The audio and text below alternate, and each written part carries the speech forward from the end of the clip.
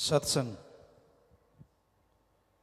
ऐसी जगह, यहां अल्लाह वाहिगुरु गॉड खुदा रब के बारे में चर्चा होती हो,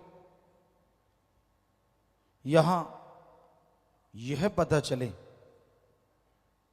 कि नाम करोड़ों हैं पर वो ताकत एक है, उस एक को पाने का रास्ता मिले, जीते जी गम दुख दर्द चिंता बीमारियों से मुक्ति का रास्ता मिले और बदले में किसी तरह का कोई टैक्स अदा ना करना पड़े, उसी का नाम सच्ची रूहानी सत्संग है। वैसे तो आपको बहुत बार बताया, सत्संग यानी सच का साथ, पर सच ऐसा सच, सच था, सच है, सच रहेगा। हर चीज बदल जाती है, रोजाना सूर्य नक्षत्र ग्रह चंद्रमा धरती में परिवर्तन निश्चित है और वो परिवर्तन हो रहे हैं। किसी में परिवर्तन नहीं होता तो वो ओम हरि अल्लाह गॉड खुदा रब है, उसमें कभी कोई परिवर्तन नहीं आता। उस अपरिवर्तनशील मालिक को, सदा सच रहने वाले मालिक को देखने के लिए इंसान के अंदर एक रास्ता है। किसी भी मंजिले मकसूद पे आपने जाना हो, उसके लिए रास्ते होते हैं। किसी शहर में जाना है, बस है, गाड़ी है, पैदल जा सकते हैं। दूर दराज जाना है तो ट्रेनें हैं, बसें हैं, जहाज हैं। तो उसी तरह एक बहुत दूर देश है जिसे अनामी निज धाम सतलोक कहते हैं। यहां वो मालिक अपने पूरे शबाब पे नूरे जलाल में रहता है। वहां तक जाने का रास्ता हर किसी के अंदर से जाता है, पर उस रास्ते पे चलने के लिए कौन सी बस, कौन सी ट्रेन, कौन सा जहाज होगा, कौन सी टिकट होगी, कौन होगा टिकट देने वाला, कौन होगा जहाज उड़ाने वाला, ये जानना अगर आप चाहते हैं तो सत्संग सुनिए। सत्संग में बताया जाता है कि उन रूहानी रास्तों का जो जहाज जाता है वो मालिक का नाम है, उसी का चप्पू है। गुरु पीर फकीर कैप्टन एक गाइड के रूप में आपको बताते हैं और फिर नाम या जिसका नाम है अल्लाह वाहिगुरु राम की गोद में बैठ के आप उस सफर को कब तय कर जाते हैं कुछ मालूम नहीं पड़ता, बल्कि नजारों से माला माल होते चले जाते हैं। तो सत्संग में वो टिकट दी जाती है जो उस जहाज पे चढ़ा दे, जो सीधा अनामी जाता है, और उस टिकट को कहते हैं गुरु मंत्र, नाम, कलमा, मेथड ऑफ मेडिटेशन। आपने उसका अभ्यास करना है, आपने उसका जाप करना है। और उसकी निशानी क्या है? अगर आप कंटिन्यू लगातार घंटा सुबह शाम 2-3 महीने लगातार उसका जाप करते हैं तो उसकी निशानी यह है कि आप जीते जी गम दुख दर्द चिंताओं से मुक्ति हासिल करने लगेंगे। मरणोपरांत क्या होगा, जीते जी देख पाएंगे। जीता जी आप सुख से जीवन व्यतीत करेंगे और मरणोपरांत आवागमन से मुक्त हो जाएंगे। ऐसी है राम नाम अल्लाह मालिक के नाम में ताकत, पर अगर आप जाप करेंगे तो पाएंगे। आपको बादाम दें, आपको घी दूध, कितने भी मेवे मिष्ठान आपके सामने रख दें, आप खाएंगे नहीं, हजम कैसे होगा और पावर कहां से आएगी? सिर्फ सजदा करने से, धोख मारने से, माथा टेकने से। तो वो बादाम या वो घी दूध की ताकत आप हासिल नहीं कर सकते। उसी तरह अल्लाह वाहिगुरु राम का नाम है, जब तक आप उसके नाम को खाते यानी अभ्यास नहीं करते, तब तक तमाम ताकतें आप पे जाहिर नहीं होंगी और आप कंगाल के कंगाल रह जाएंगे। जीते जी माला माल होना है। जिंदगी गुजर रही है और कुछ भरोसा नहीं होता। हर चीज की गारंटी बुनियाद होती है, पर जीवन की क्या बुनियाद? लोग घर से निकलते हैं, सफर तय करेंगे, ये काम करेंगे, वो करेंगे, फला करेंगे, और ऐसा एक्सीडेंट होता है प्राण पखेरु उड़ जाते हैं। कुछ होश नहीं होता, कुछ पता नहीं होता क्या होने वाला है। सब तमन्नाएं, सब इच्छाएं धरी धराई रह जाती हैं। सो कहने का मतलब, आप किस चीज की वेट कर रहे हैं, इंतजार किस चीज का कर रहे हैं? कब करेंगे आप इबादत? कब करेंगे आप सुमरन? क्या कोई भयानक बीमारी को उड़ीक रहे हैं, या फिर आप अपने कर्मों के बोझ तले दब जाएं तब आप उसको याद करेंगे? क्या सोच रहे हैं आप? क्यों नहीं सुख की जिंदगी में उसे शामिल कर लेते जो हमेशा आपकी जिंदगी को सुखमय रखेगा? और हैरानी यह है, उसको शामिल करने में टैक्स नहीं देना। आज पत्थरों की भी कीमत बेशकीमत, हीरे जवाहरात बेशकीमती हैं, सोना चांदी सब बेशकीमती हैं, कीमत बढ़ रही है। तो क्या ये आपके आने वाले दुखों को हर लेते हैं? थोड़ा बहुत सहारा बनते हैं। आप उन पैसे से सुख के साधन जुटा लेंगे, लेकिन कर्मों की जब मार पड़ती है ना, जितना मर्जी पैसा खर्च कर लो, कई बार बीमारी हटने का नाम नहीं लेती। क्या फायदा हुआ उनका? कितना खर्चा किया, लाखों करोड़ों रुपए हैसियत के अनुसार।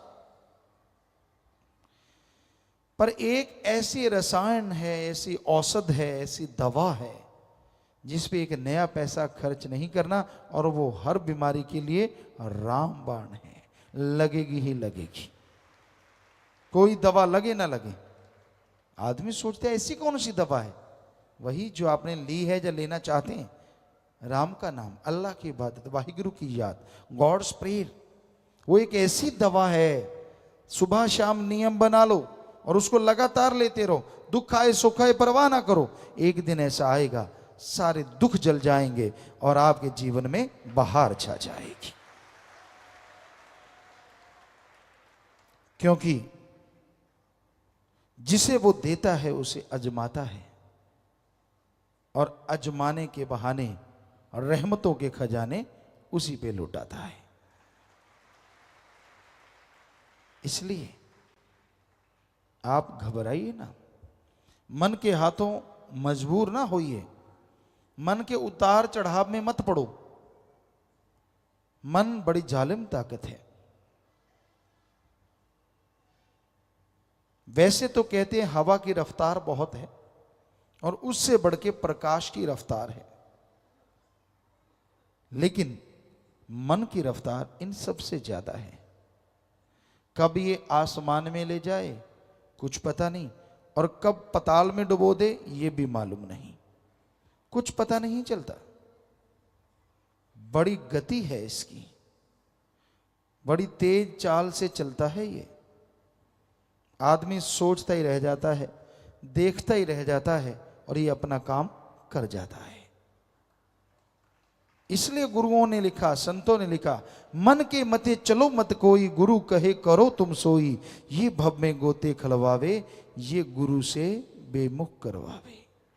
मन ऐसी जालिम ताकत है, इसीलिए तो इस्लाम धर्म में इसे नफ शैतान कहा है कि ये भी एक बहुत बड़ा शैतान है जो आदमी के अंदर सोया हुआ शैतान है, पता ही नहीं चलता इसका, कब आपके दिमाग पे हावी हो जाता है, कब आपकी बुद्धि को अपने कंट्रोल में कर लेता है और कब आपको मालिक से दूर करने की प्लानिंग शुरू कर देता है। ऐसे करेंगे, फिर वैसे करेंगे, फिर ये करेंगे, फिर वो करेंगे। ये मन नहीं कहता कि तड़प तड़प के मरेंगे, बस वो बात छुपा लेता है, बाकी सारी तुकबंदी जोड़ देता है। ये मन की चालों को समझो। मन इतना जालिम है, सामने भगवान खड़ा हो तो भी नहीं मानने देगा अगर इसको रोका ना जाए, इसको कंट्रोल ना किया जाए। भगवान कृपा कर दे तो बात अलग है, वरना मन बहुत जालिम और बहुत ढीठ है। आदमी गलती करता है तो मन की वजह से, गलती करके फिर कहता है कि तू तो कभी खुशियां ले ही नहीं सकेगा, हालांकि खुशियां मिल रही होती, ये भी मन की वजह से। तू बुरा कर्म कर ले, ये भी मन की वजह से। भूल जाता है कि अगले बुरे कर्मों की सजा है और करूंगा तो क्या होगा, मन याद ही नहीं रहने देता। ये कर ले तू, वो कर ले, उल्टे उल्टे काम, उल्टी उल्टी बातें दिलो दिमाग में चलाता रहता है। और आदमी कितने बार जीता है, कितने बार मरता है, इस मन के हथों कोई नहीं जानता। इसलिए मन का सामना करो। आपने नाम ले रखा है, कभी उसका इस्तेमाल भी किया करो। कई कह देते मेरा मन हावी है। अगर मन हावी है तो सच सच बताइए, क्या आप घंटा सुबह शाम कभी सिमरन किया? नहीं किया। आधा घंटा सुबह शाम नहीं। नाम को तो तब काम में लेते हैं जब जरूरत पड़ती है, मौके का हथियार समझ रखा है। जरूरत पड़े तो निकाल लो, वरना दबा रहने दो, यहां दबा है। कई हैं मालिक के प्यारे जो रेगुलर नियमित प्रभु के नाम का सुमरण करते हैं, वो आदमी मन के काबू में नहीं आता। सुमरन में ऐसी शक्ति है, आने वाले भयानक कर्मों को काट देता। मेरे से होता नहीं, ये बात जब आदमी कहता है ना, बड़ा दुख भी लगता है और गुस्सा भी और अजीब लगता है। आपने रफा हज जाना है, उसके लिए आपके पास टाइम है, सुबह सवेरे ही भाग लेते हो लोटा उठा के, क्यों खाया इतना होता है। उसके बाद नाश्ता नहीं मिला, चाय दूध जैसे घरों में होता है, छाछ जो भी आप पीते हैं, वो उसकी तैयारी शुरू होती है। वो ना मिले तो गाड़ियां जुबान पे तड़ाक तड़ाक आती हैं। फिर नहाते हैं, काम धंधा करने जाते हैं, फिर दोपहर का खाते हैं, रात का खाते हैं, सारा दिन कई तो पशुओं की तरह चरे ही जाते हैं, चरे ही जाते हैं। तब तो टाइम है, चुगली करते हैं, सिर जोड़ जोड़ के निंदा करना, बुरी बातें करना, टाइम है। किसी की जेब कैसे काटे पता ही ना चले, किसी के साथ ठगी कैसे मारें, बुद्धू बना डालें, किसी का हक मार के खा लें, डरा दें, गरीबों को धमका दें, उसके लिए टाइम है। लेकिन अल्लाह वाहिगुरु का नाम, ओम हरि ईश्वर का नाम लेना, इसके लिए टाइम क्यों नहीं है? कोई जवाब नहीं। फिर कहता है मेरे कर्म ही बुरे हैं। लानत तेरे मन पे, कर्म बुरे तू खुद बनाए जा रहा है, मन की चालें चलता है, मन मते करता रहता है। और जो गुरु पीर फकीर ने बताया, अल्लाह मालिक का नाम कलमा कभी अदा करता ही नहीं। गुरु क्या करे? तू पशु तो है नहीं जो सांकड़ बांध के खूंटे पे बांध के छोड़ देंगे, हिल के दिखा, फिर तो मानी बात। हर कोई मर्जी का मालिक है। कौन किस टाइम क्या कर रहा है कुछ कहा नहीं जा सकता, क्योंकि मन हावी है इस कलयुग में। मन इंद्रियां शैतान का रूप धारण करे बैठी हैं। इंसान पल में बिदक जाता है। पैसा आ गया जेब में, सारे आदमी कीड़े मकोड़े लगने लगते हैं। खूबसूरती आ गई, सारे कुरूप लगने लगते हैं। घमंड आ जाता है, मैं ये मैं वो। ये तो पता नहीं कि आखिर में हाल तो एक जैसा ही होना है। नहीं, किसी को बाल बच्चे ज्यादा हैं, उनका घमंड मेरे सामने कौन बोल सकता है? भूल जाता है रावण के 2.25 लाख थे, इतने तो तेरे क्या कुणबे में नहीं होने जब से जन्म लिया इस धरती पे, उसके अकेले के इतने थे। तो सब कुछ भूल जाता है मन के हाथों मजबूर होके ये इंसान। तो मन से लड़ा करो, नफस शैतान की लगाम कसा करो, और उसके कसने का एकमात्र उपाय सेवा और सुमरन ही है। भक्ति इबादत करो और परमार्थ करो, परहित के लिए जरूर समय निकालो। आप कितने भी गरीब मजबूर हैं, पर इतने नहीं कि आपको रोटी नहीं मिलती। अगर आपको रोटी मिल रही है तो आप परमार्थ भी कर सकते हैं। हो सकता है मालिक उस रोटी में ऐसी बरकत डाल दे कि आप दूसरों को रोटी खिलाने वाले बन जाएं। क्या मालूम, क्या पता किस कर्म के पीछे कौन सा रहमत छुपी पड़ी है, किस कर्म के पीछे क्या कृपा होनी है। आप तो कर्म जोगी बनो, आप मेहनत करने वाले बनो। तो इंसान को कर्म जोगी मेहनत करते रहना चाहिए, सुमरन करते रहना चाहिए, सबका भला मांगना और करते रहना चाहिए, तो मालिक उसका भला जरूर कर देते हैं। किसी को चिंता बाल बच्चों की, किसी को जायदाद की, किसी को तन की, किसी को किसी की चिंता, और जो मालिक और मालिक के औलाद की चिंता करते हैं, मालिक उन्हें रहमो करम से माला माल कर देते हैं, अंदर बाहर से भर देते हैं। मालिक की चिंता कैसे? चिंतन, उसके नाम का चिंतन। जैसे मूसा की आपको बात सुनाया करते हैं, गडरिया कितनी चिंता कर रहा था अल्लाह की। अल्लाह तू बीमार हो, मैं भेड़ बकरियों का दूध पिलाऊं, मैं तेरे पे ऊन की चद्दर उड़ाऊं, मैं तेरे पांव दबाऊं। अब अल्लाह, आप अगर सोचिए अकल वाला कोई ऐसा सोचे, वो सोचे यार ये कैसे, जैसे कैसे हो सकता है ये, अल्लाह कैसे आएंगे, कैसे होगा। मूसा ने भी तो यही सोचा कि ये कैसे संभव है, कैसे आएगा अल्लाह, आएगा तो, यानी उसकी चिंता ही यही थी गडरिए की। सारा टाइम अपने मालिक, अपने अल्लाह, अपने राम, अपने सतगुरु मौला में खोया रहता था। और देखिए आपने सुना है कि मूसा ने जब उसे बुरा भला कहा तो वो अपने बाल नोचता, शरीर के कपड़े फाड़ता, जंगल में भाग गया। अगर मूसा भी रोज इबादत करने वाले थे, वो इबादत पे बैठे कि वो मेरे से बहुत गुनाह हो गया, अंदर एक चोट लगी। कहाँ अल्लाह ताला फौरन रहमो करम बरसा देते थे, और कहाँ कई घंटे बैठने के बाद मात्र आवाज आई कि मूसा तुझे दुनिया में भेजा है मुझसे जोड़ने के लिए, तोड़ने के लिए नहीं। तूने जिस गडरिए का दिल दुखाया है वो मेरा बड़ा अजीज, मेरा बड़ा प्यारा भक्त है। तो मूसा फिर गए। अभी भी कहीं ना कहीं घमंड, और मालिक अपने भक्तों में, पैगंबरों में या किसी भी घमंड नहीं आने देते, खुद ही नहीं आने देते। जाके कहने लगा, वहां देखा फिर वो हाथ ऐसे किए बैठा है, खून निकल रहा है, बाल उखड़े हुए हैं, और फिर वही बात करे, अल्लाह किसी की सुनना ना, बीमार हो तो मेरे घर में आना, छोटी सी झूंपड़ी है, मेरी भेड़ बकरियां हैं, मैं दूध पिलाऊंगा, पाँव दबाऊंगा, दवाई बनाऊंगा, दिन रात आपकी सेवा करूंगा। मूसा ने हाथ जोड़े, प्रार्थना की, भैया आप मेरी बात सुनो। उसने आंखें खोली, कहने लगा जी क्या है? आप फिर आ गए। कहने लगा मेरे पास अल्लाह ताला आए थे, आप तो उनके बड़े अजीज हैं। कहने लगा मैं तो कुछ भी नहीं हूं भाई। पर वो गडरिया कहने लगा, तू मेरे पीछे क्यों पड़ा है? जिस अल्लाह ताला की तू बात करते तेरे पास आए थे, जब तू मेरे पास है वो तभी गए हैं, वरना वो रहती मेरे पास हैं। सारी खुदी पल में मिट गई। हैं ये क्या है? अब आप सोचें इतना अमीर क्यों नहीं था, भेड़ बकरियां ही। अल्लाह ताला ना अमीरी देखते हैं ना गरीबी देखते हैं, वो आदमी का दिलो जिगर, दिलो दिमाग देखते हैं। कौन उसके लिए तड़फता है, कौन उसके लिए व्याकुल है, उसकी झोलियां अपने रहमो कर्म से माला माल भर देते हैं, चाहे वो अमीर हो चाहे वो गरीब हो। तो इसलिए आप किसी का बुरा ना सोचें। आप जलते रहते हैं दूसरों को देख देख के। वैसे तो ये जलन हर समाज के हर हिस्से में है।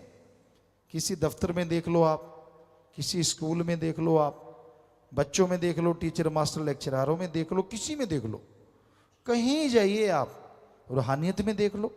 कोई भक्त आगे निकल गया, पीछे दूसरों को पूंछ की तरफ से आग लग जाती, यार ये इतना आगे निकल गया, उसी को भक्ति दे रहे हैं अपनी, उसी का सोच सोच के। कहाँ तो मालिक का सोचना था, सतगुरु मौला का सोचना था, वो मुझे खुशी दे, वो मुझे रहमत ना, उस आदमी का। अच्छा ये आगे निकल गया, ओहो हो बहुत बुरा हुआ, अब अपना क्या होगा? क्यों, क्या होना है? अल्लाह तो कण कण में, राम तो कण कण में, जर्रे जर्रे में मौजूद है। तूने तेरे वाला जर्रा खाली कर रखा है, तू अपनी भक्ति सारा उसी को दे रहा है जो भक्त आगे निकल रहा है। वो निकल गया, वो हो गया, ये हो गया, वो हो गया, आप उसके मैल धो रहे हो और उसकी जोड़ी में और खुशियां डाल रहे हो, और खुद की जोड़ी फूंक मारने जैसी हुई पड़ी है, बिल्कुल खाली। तो इसलिए रूहानियत के रास्ते में किसी को चलता देख के अगर वो रूहानियत में तरक्की करता है, मालिक की खुशियां हासिल करता है, तो शुक्र मनाओ कि वाह मालिक तू धन्य है, ये इसके ही काबिल था और मुझ पे रहमत कर, मैं भी तेरे काबिल बनूं, दैट्स ऑल। लेकिन इसका उल्टा चलता है, ये आगे निकल गया। कई कहते कल दी भूतनी सी वेचद, पंजाबी में एक कहावत कि कल ही जल के भूत बन के आया और पूरे शमशानों में कहता आधा शमशान भूमि मेरी। हम तो कब के पुराने भूत बैठे, बुरा ना मनाना, समझ गए होंगे आप। तो यहाँ रूहानियत में पुराने नए से कोई बात नहीं। अगर आपके अंदर घमंड है, मैं पुराना हूं, मैं ऐसे हूं, मैं वैसे हूं, तो घमंड पल्ले रह जाएगा। और रूहानियत में तो जो झुक गया सो पा गया, जो तन गया सो गवा गया। ये असूल है रूहानियत का, सूफियत का, कि अगर आप दीनता नम्रता रखते हैं तो बेहद खुशियां हासिल कर लेंगे। और अगर आप अहंकार में, घमंड में चूर हैं और हमेशा दूसरों का बुराई सोचते हैं, तो उसका एक ही उपाय है, आप सुमरण किया करो, सेवा पे तन मन धन से पूरा जोर लगाया करो, ताकि आपके अंदर की बुरी आदत खत्म हो जाए। आप दूसरों को आगे बढ़ता देख के, भक्ति करता देख के खुश हो जाएं, ना कि जलन करें। तो इसलिए भाई ये सारे कारनामे मन के हैं। मन ही आदमी को भरमाता है, मन ही आदमी को लड़ाता है, मन ही आदमी को रूहानियत से दूर करता है, मन ही भगवान अल्लाह मालिक की खुशियों के बीच में दीवार खींच देता है। इस मन रूपी दीवार को हटा दीजिए। और हटाना इतना आसान नहीं है, लेकिन असंभव नहीं है, संभव है। बस सुबह शाम नियम बना लो, घंटा सुबह शाम जाप करना ही करना है, परमार्थ सेवा करनी ही करनी है, क्यों किंतु परंतु नहीं, व्यवहार के सच्चे बनना है। यकीन मानिए आपका मन हार जाएगा, आत्मा की जीत होगी। और जब रूह आत्मा जीत जाएगी, कण कण में, जर्रे जर्रे में मालिक सतगुरु बैठा नजर आने लगेगा। फिर परमानंद होगा, फिर वो खुशियां होंगी जिसकी आप कल्पना नहीं कर सकते।